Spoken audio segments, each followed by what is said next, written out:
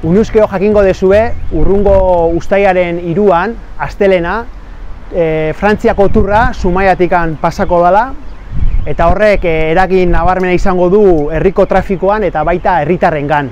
Hasiera batean, usten gendun, lehen urtean edo esan zigutenian, bariantetikan pasatuko zala, baino azkenian turreko antolakuntzakoak erabaki dute herri barrutik pasatzia.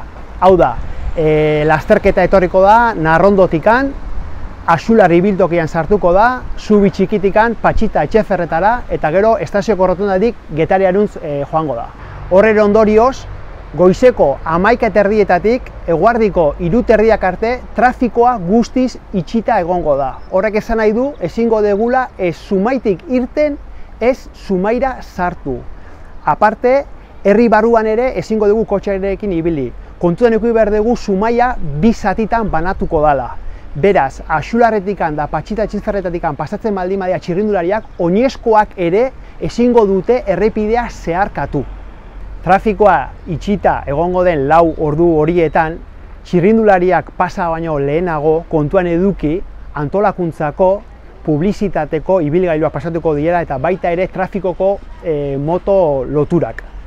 Beraz, tentuz ibili eta kasu egin udaltzainen oharrei mesedez.